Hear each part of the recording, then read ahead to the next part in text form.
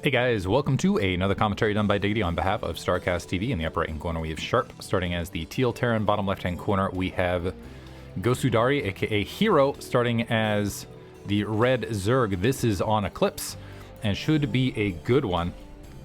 Between these two, honestly, not sure entirely who to favor. Sharp has strokes of genius here and there against Zerg. I feel like, particularly in the early game, with his SCV harassment, really sets him apart, I think, versus other Terran players that I've seen. I'm trying to think of another Terran player that I've seen be as successful with his early SCV harassment than Sharp. It's really kind of an interesting part of his game. Hero, of course, one of the top 3 Zerg, arguably. You got Sulky up there, you've got...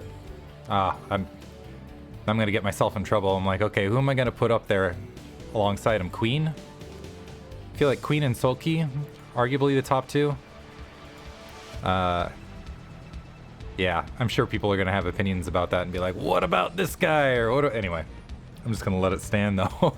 But Hero has had multiple ASL finishes in the top 4, is currently on an ASL run himself. Don't want to give spoilers in that regard. Both these players actually in that ASL round, looking to establish... one thing though is I don't feel like Hero has established himself as that top Zerg at any point in time, and I think he's been looking to do that now this last season. Sharp, same thing on the opposite side. I would definitely put Royal above him. I would definitely put Light above him.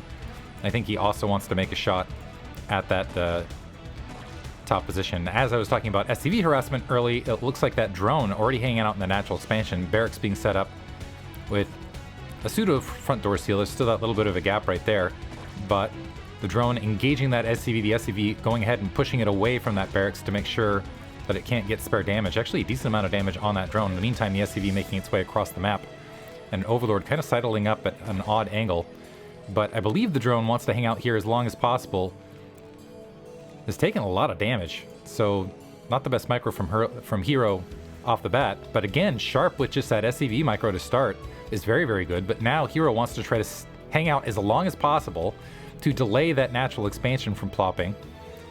We are getting towards that 400 mineral range. That first Marine is on the way, and it looks like an additional supply depot being dropped.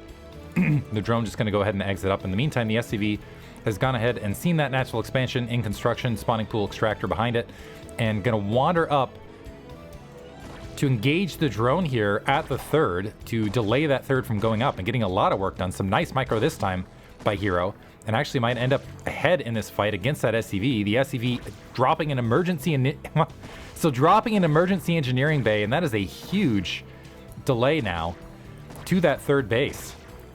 It's going to take a while, and it looks like no Zerglings being constructed either. It's just going to be a round of drones. So yeah, that is a huge chunk of time that's taken up by that engineering bay. It looks like Hero is going to opt to go ahead and plop down that 3rd hatchery interior to base instead. I've seen several top-level Zerg do this recently, and I'm going to admit I don't entirely understand the logic behind it, because maybe there's been some adjustment in play that I'm unaware of. But I was under the impression that common knowledge is that going for the 5 racks +1 weapons upgrade style of Terran against this is more or less an auto win. You pin your opponent, especially with how streamlined it is to get troops out these days, is you can just go ahead and press your Zerg opponent into 2 bases, lock them in, and obliterate anything they're pushing out. Get critical mass and starve them out rather rapidly. But we'll see how this ends up playing out. Looks like we do have that engineering bay first, before Academy, to potentially go for that quick +1. No second barracks as of yet, so definitely pushing that tech first. And I really do like the engineering bay first builds, particularly on maps like this where the natural expansion is a little bit more defendable. Because it just feels like, regardless of whether he's going for that 5 racks press play or not, having that +1 weapons out earlier just really seems to cut short the effectiveness of Mutalisks out on the map, if you can pull it off and defend against the early Zergling pushes. That SCV out here confirming that 3rd base and also confirming the lair timing. Finally taken out, but that, man, they're forever. Zergling speed just going to come online. The Spire being dropped near that 3rd base. I think Sharp has already recognized that it is in fact going to be Mutalisk play, stim pack upgrade. 2 additional barracks being dropped, so it looks like that is going to increase the count to 4. We'll see if, again, I want to see if that moves towards that 5 racks style of play. But currently a single medic and a grouping of Marines towards the front to defend against any potential Zergling bust. Zergling's not coming. And actually Comsat, yeah, confident enough to not even bother dropping a Comsat here. And there is, yeah, there we go. There's the 4th and 5th barracks now. So it looks like it is going to be a 5 barracks push into this. So Sharp going to get a bulk of troops, pressure forward. That's going to put a lot of pressure on Hero to be successful with his initial Mutalisk play. And it looks like as well, Hero is going to go ahead and migrate a drone to the upper left-hand corner to plop down a hatchery there. Initial grouping of Mutalisks on the way. Now Comsat plopping and confirming. Probably the eggs spawning. But this is going to be, I think Hero's just hoping, and this is the problem for Zerg when you go for that in-base 3 hatch, is this needs to be defended. You need to do it against a slew of Marines with +1 weapons, stim, and range coming online very, very rapidly. And so you need your Mutalisks to really bully those troops around.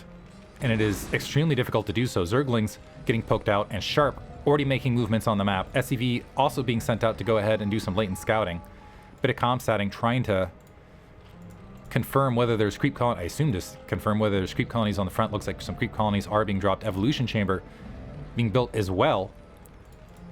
Potentially to... We'll see if there's a rollback to Lurker. It looks like there is going to be Carapace being upgraded here to make ground troops a little bit stronger. 10 Mutalisks grouping up towards the natural expansion. 3 turrets already in place. Sharp waiting for those troops to grow. Looks like I missed the float of the barracks to that upper left-hand corner, but the SCV has, I believe, confirmed that hatchery's in the upper left. And now Mutalisk diving into the main, but a bunch of Marines are already there to greet, and more Marines coming in. 1 Mutalisk already down. Haven't got a lot. Yeah, taking a pummeling of damage. So 2 Mutalisks for, I think, an SCV right there. Sharp still maintaining that 4-worker lead. And now the Mutalisks swinging around, taking some free damage on the corner. They're honestly lucky that another one didn't get picked off. Hero desperately trying to find some chink in the defenses. But really, yeah, nothing's there. And now Sharp starting to move out on the map. He's got 2 full control groups. Plus, and more coming. Going ahead and plopping down that factory. He's easily going to be able to make his way to Starport, Science Vessels, and Hero. Yeah, looking to try to find a window to kill some of these Marines and stop Sharp from taking motion on this map. Looks like there is a drone holding currently at the 9 o'clock. Wondering if that is going to be takeable or not.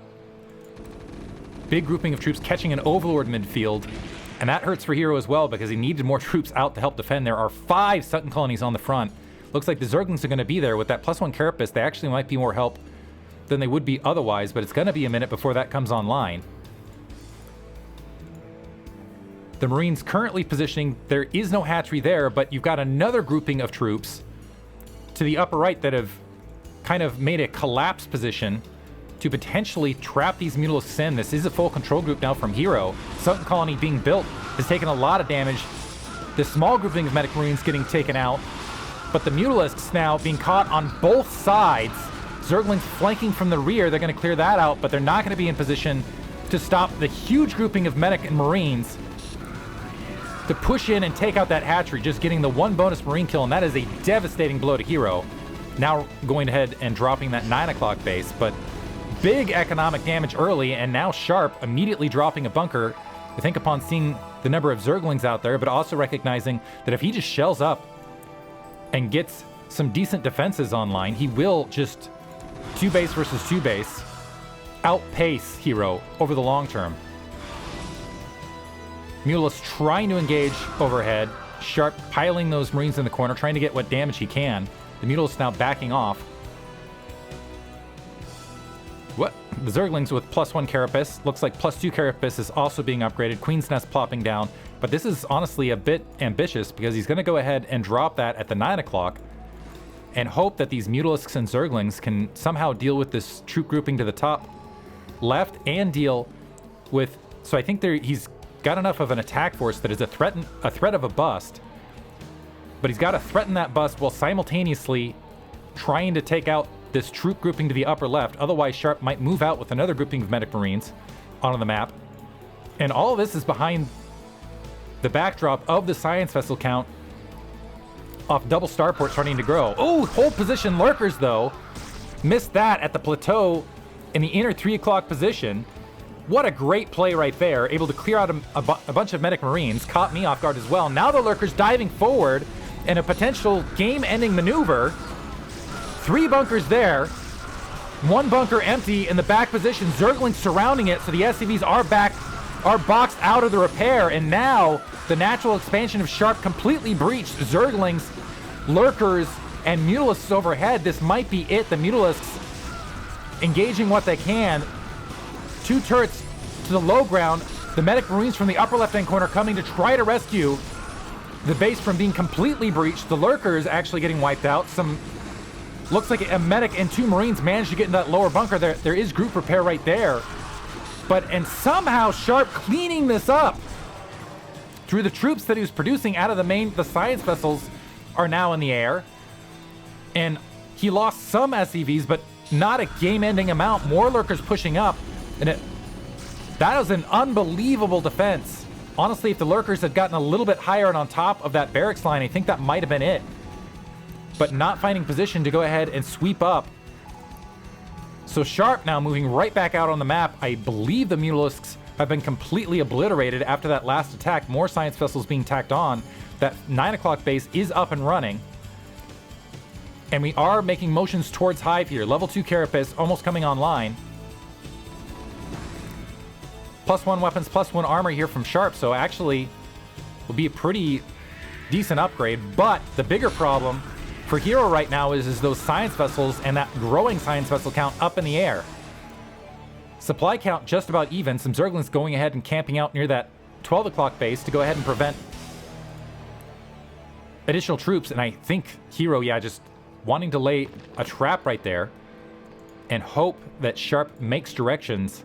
Some Zerglings going for an end around. There is a Firebat now on the front. A handful of Firebats, plus the science vessels. SCV going out to scout to find troops and finds them immediately. Firebats clearing those Zerglings almost instantly. The lurkers getting cleaned up.